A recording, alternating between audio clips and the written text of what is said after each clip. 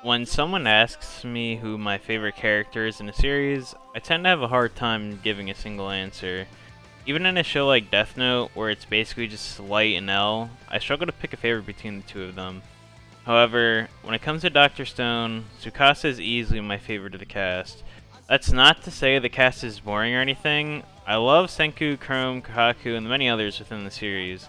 But there's no character that has the charisma and relatability of Tsukasa. Even in the beginning of the series, when he was being hyped up as a big bad villain within Dr. Stone, I never felt like he was the true villain within the series. An antagonist to be sure, but not a villain. The series needed a strong opposing force to drive the narrative forward, and Tsukasa was just a person to fill that place. From the moment of his revival, Senku admits to the mistake he just committed, stating, "In a world where guns haven't been invented, he's 10 billion% unstoppable." You hear that, Senku? We had brains and brawn, but now we've also got brute force on the team. We're just like the Three Musketeers. I suppose we are. But I have a nagging feeling that the new guy may be a little bit too strong. How could that be a bad thing? Like, don't we need that kind of help? What if it turns out that he's actually some evil, homicidal, sex-crazed wannabe tyrant? Dude's so overpowered he just killed a lion with his bare hands. In a world where guns haven't been invented, he's 10 billion% unstoppable. Tsukasa, a murderer to some, an idealist to others. Once he had awoken from his 1,000 years rest and was filled in of the situation, he knew of the very critical and special opportunity humanity was given. Seeing the petrification as a cleansing, this was humanity's reset button. A world without war, politics and religion, and property. To rebuild the world as a haven for the young and kind-hearted, without the oppressors from the world of old to flaunt their money and influence to control others less fortunate. Tsukasa knew of this importance and tried to convey his caution to Senku. Admittedly, Tsukasa didn't come across as the most sane person initially, but he really was just as naive and optimistic, if not more than Senku and Taiju. Wanting to create a new world without the struggles from before, he was willing to become a devil, staining his hands with blood if it meant preventing from returning to the hell before. With these two very polarizing ideologies, it was apparent moving forward Tsukasa was the first real antagonist Senku and the crew would have to overcome. And I mean antagonist, not villain. Was Tsukasa's actions cruel and unusual? Yes. The destruction of so many statues of people who could have been normal, kind-hearted individuals that Tsukasa was looking for, it's devilish. But this is the price he was willing to pay if it meant preventing Senku from reviving all the people from before. The same people who, after some time in this new stone world, would go back to the old habits as before, and try to rebuild the same hierarchical structure society as before. The same society we live in today. It might be hard to empathize with Tsukasa in the beginning, especially after killing so many innocents, but his cause is a respectable one. We can all relate to Tsukasa's feelings of dissatisfaction in today's world. Our world runs on money and politics, and if you have enough in one of these, it's easy to gain in the other. They coincide together so well that it's impossible to mention these without the other. Forever intertwined, seemingly inseparable, how could a society overthrow a system that's been in place for so long? A system where millionaires are now billionaires, and the threat of all-out nuclear war still wanes on the horizon, a constant threat to all life on Earth. Without something like the petrification within Dr. Stone, it's seemingly a lost cause to the average person today. I mean, let's be honest here, how could me and you stand up to global juggernauts like Jeff Bezos, Elon Musk, Joe Biden, Putin, and many others? It's a very pessimistic outlook for sure, but remains as real as it is depressing. Tsukasa, realizing he is the most powerful man in the world, knows that he must stick with his ideals and see them through. As soon as he knows how to revive the statues, he can finally begin his calling of humanity, choosing only those he sees pure-spirited enough to live in this new world of his. Both Senku and Tsukasa have admirable ambitions for this new world, both seeing each other as a god in their own right. Senku, a god of science and knowledge, and Tsukasa, while intelligent in his own right, portrays humanity's gift of genetic raw power and strength. Dr. Stone as a series has one of my favorite starts for this very reason. The stark contrast between Senku and Tsukasa's ideological beliefs are so palpable, you almost feel as if you can't pick a side. While a world without modern luxuries and technology would be so unimaginably different, would that be a reasonable price to pay for a world without politics, wealth, and conflict? In Tsukasa's eyes, this is a small price to pay for longing benefits. Moving past the very beginning, Tsukasa starts his own empire. While still being cautious of Senku, even after his apparent death, he intends to build an army to trample over the remainder of humanity in Ishigami Village. Once the last remnants of humanity are extinguished, he believes he could finally start his plan of starting society and humanity over again. After Hyoga confirms Senku is still alive after the small invasion attempt, Tsukasa knows of the urgency of the situation. He needs to attack at the beginning of spring, guarantee that humanity can never return to how it was thousands of years ago. That this final showdown between brain versus brawn would forever decide humanity's fate. Moving into Season 2 in the Stone Wars, we don't see Tsukasa much of all until the final fight in front of the Miracle Cave. While Tsukasa and Hyoga defeat most of Ishigami Village easily, Senku, Chrome, and Gen create a dynamite, paper airplanes, and arrows to create a stalemate in the war. Tsukasa and Senku know that at this point, MAD is the only result to continue. And side note, just in case you don't know what MAD is, it stands for Mutually Assured Destruction. It was a concept first founded back in the 60s and was the main reason US and Russia didn't start out all nuclear war during the Cold War. Anyways, back to Dr. Stone. Senku knows of the one thing Tsukasa truly desires, and that was for his younger sister Mirai to be revived and be in good health. Back when Tsukasa was a kid, Mirai came down with a terminal illness. She was bedridden in a hospital for life, and Tsukasa had no clue how to help out. He started collecting seashells on the beach for Mirai one day, since she loved the Little Mermaid. This is when an older man came along, stating that Tsukasa was stealing the seashells off of this man's property. He had owned that section of the beach and then beat the shit out of Tsukasa until he bled. And this is where Tsukasa's beliefs are rooted in from the beginning. The wealthier, older generation suppressed the younger, poorer generation, not even allowing a young child to grab a part of nature for his younger sister without claiming it as stealing. It makes sense to want to prevent humanity from the way the things they are now. As I said, in our world, it can be cruel at times. Especially over the past year and a half with the virus and the pandemic, things have only gotten worse.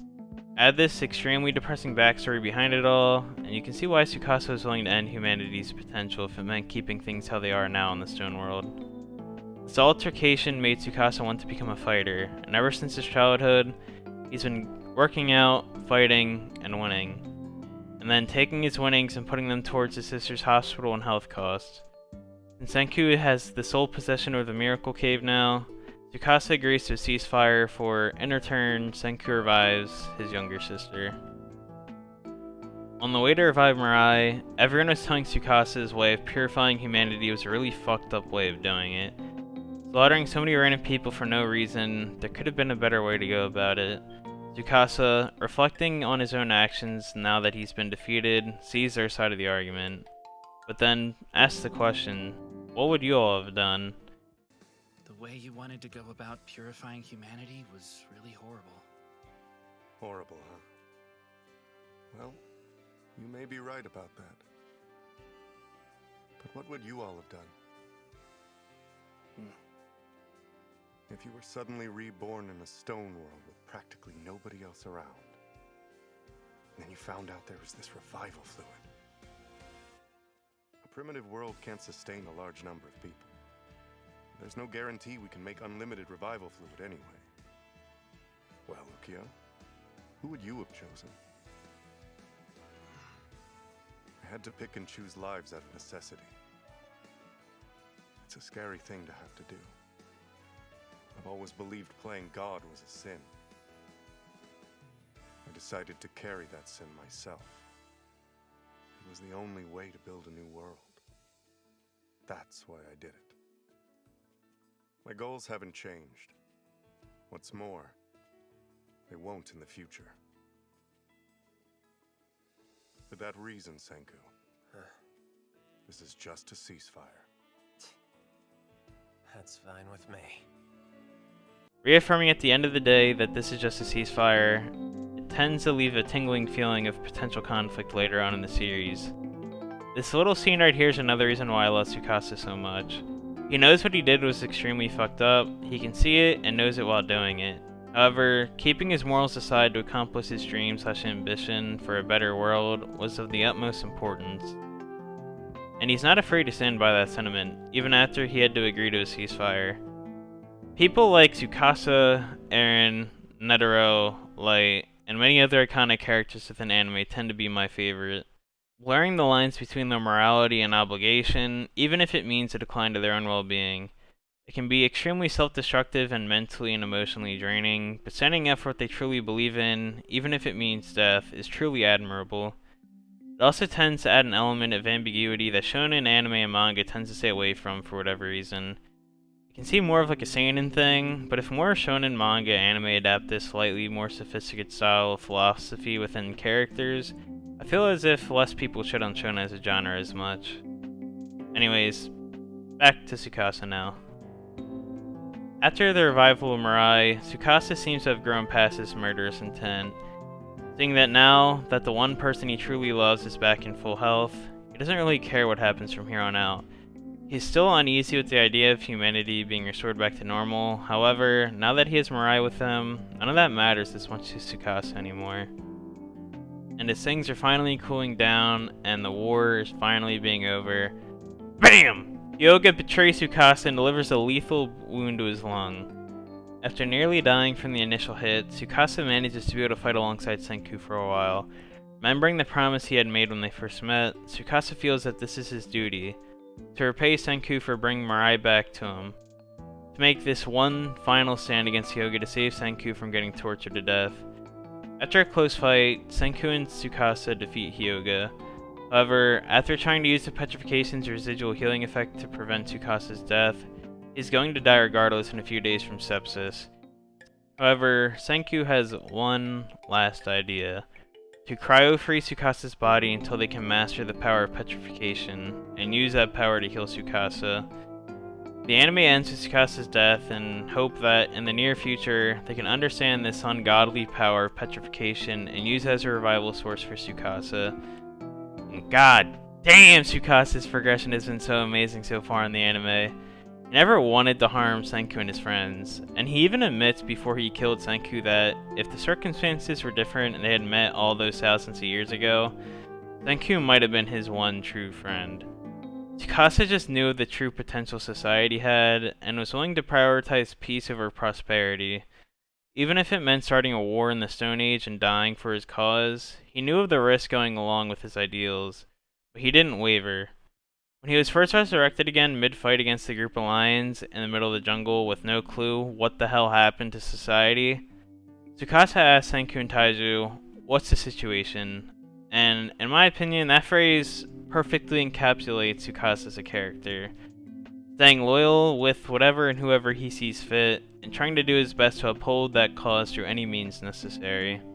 Now, this is where the video ends for anime onlys. I know I'm a manga nerd, and whatever series I enjoy, I tend to pick up the manga to keep up with all the news and events that transpire.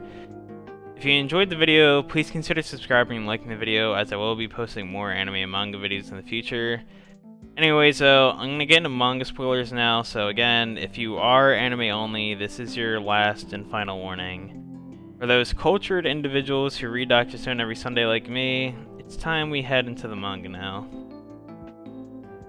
Skipping ahead into chapter 141, Senku and the exploration crew return home with the Medusa to finally revive Tsukasa. With Tsukasa finally being back alive, they ask him to join the Kingdom of Science as a warrior. Tsukasa, however, feels as if his past sins are too great for him to join them. He feels the regret and true gravity of what he did, feeling he cannot atone for his past crimes. Again though, through his such fine and sophisticated way of tricking Tsukasa, eventually gets Tsukasa to join their cause. Tsukasa then admits again, "You betrayed me once, yes. My greatest error was reviving you, or so I thought. Now, I'm glad to have you around." As he integrates into society once more, he effectively becomes, in my eyes, second in command over the Kingdom of Science. While Senku is the leader, Tsukasa is the leader of the combat and manages all the other warriors correctly. And well, what do you know? War Arc, baby! Triple! Going into this, however, it was apparent that this conflict was going to drastically change the series moving forward. For the first time in Dr. Stone, we met an adversary that is technologically further and more experienced in our cast. not even in technology either, to be honest. They have trained and professional soldiers from the US Army following commands from their leader.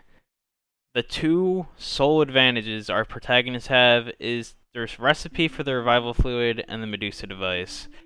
After a bunch of fighting, capturing, and escaping to South America happens, we're brought into a scenario where Stanley and the rest of the American forces are closing in on Senku and the others at their new base within Araxa, Brazil, where they intended to create their super alloy city. Senku needs time to craft a device that can, without a shadow of a doubt, secure their victory over Stanley. However, he needs time to finish it, and Stanley is very quickly closing the distance, now having Stanley's exact location due to Francois' quick thinking.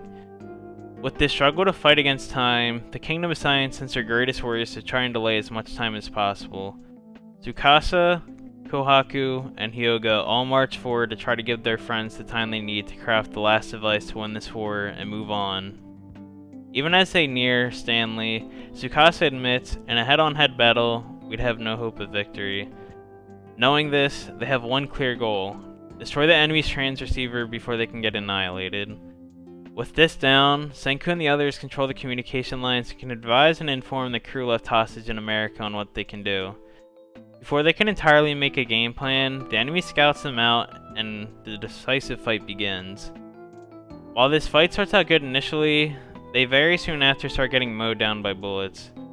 Kohaku, starting to become traumatized, hesitates on her duty, but Hyoga brings her back to reality and reminds her to take out the transceiver before she gets killed next.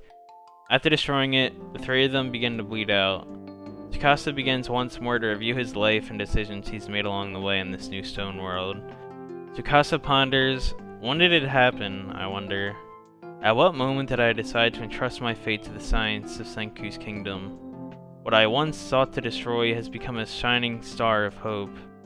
I leave the rest to you, Senku. And wow, just fucking wow. I just love this dialogue, literally. Tsukasa's journey has been long and he's learned many things along the way. He's seen himself devolve into a devil, try to atone through helping Senku, and now he lies here on his second deathbed, and he truly believes that his dearest friend can save the day and win. Now this isn't the end. After another time skip and everyone being revived again, Tsukasa gets revived and immediately asks, "How's Hyoga?" Senku, saving Hyoga for last, finally pours revival fluid on him and he returns back to normal, as if nothing had happened to him. Later on in the day, while everyone's throwing a party for finally being reunited, Senku and Tsukasa had a talk with each other. Tsukasa tells Senku that Hyoga died, and enough time had passed for him to be 100% certain of it. Senku already had this hypothesis from the beginning of the series when Tsukasa first snapped his neck, and also when Tsukasa is put into the cold sleep. And this is why I love this reveal so much. From the very beginning, we're given all the evidence we need to conclude that the Medusa nullifies death, but we never thought about it. The evidence was paced out enough with a decent amount of story progression in between each event, it just simply slipped our minds. Something so integral to the story that changes the world so drastically, and it was shown to us before we even met Ishigami Village. Moving forward in the series, not only does this show still revolve around science, but also morality now. Chrome in the next chapter thinks, I mean, if we revive him normally, Katsuki will pass on before the rest of us. To keep Katsuki alive a little longer, we actually could have kept him petrified. Never thought about that before. With this Pandora box now opened, the crew now has to make extreme morality decisions every time they use a Medusa. It simply just doesn't hold the same weight as before now knowing this information. Chrome finds this newfound power exciting and hopeful, however, Tsukasa gives him the reality dose that we all needed. To never die, it's scary, perhaps even more scary than death itself, the endless world. Our planet will be covered with tens of billions, or even trillions of the elderly. Food and resources are finite. Inevitably waiting for humanity is a dystopia in which someone plays God, choosing people and repeating a purge named eternal petrification. Senku and Zeno aren't too worried about the idea of this at the moment, but Tsukasa stands alone in saying, well, until we figure out the details, I think we should keep it between the four of us. It's become a new world of immortality. If it leaks to the future resurgence, the rule of the world will change, and we don't know if we will be able to control it.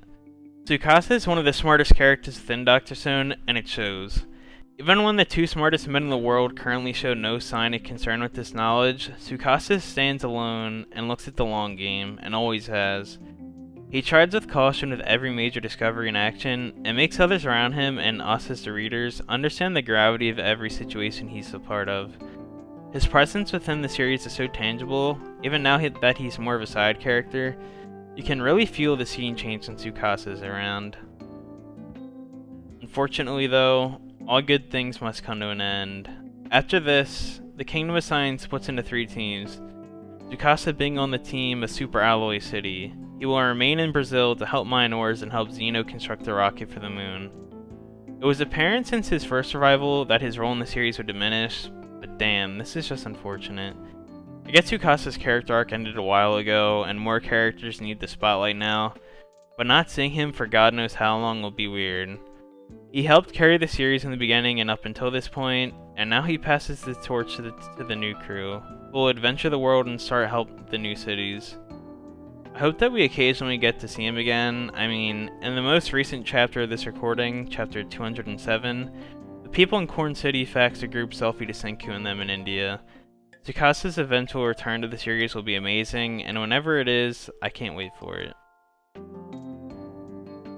Dr. Stone is one of my favorite series I'm currently reading. It's fun, educational, and can bring forward some serious situations.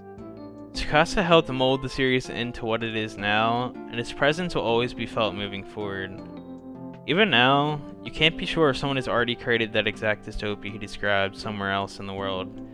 I mean, Zeno and them were alive in America, and it's very possible someone other than Senku figured out what the revival fluid recipe is as well.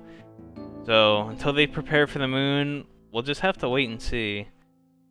And even after that threat of an all-powerful dictator acting like a god will always be apparent as long as the Medusa device stick around. Hopefully, future antagonists and cast members can be as impactful and beloved as Tsukasa. Thank you everyone for watching, and I'll see you in the next one.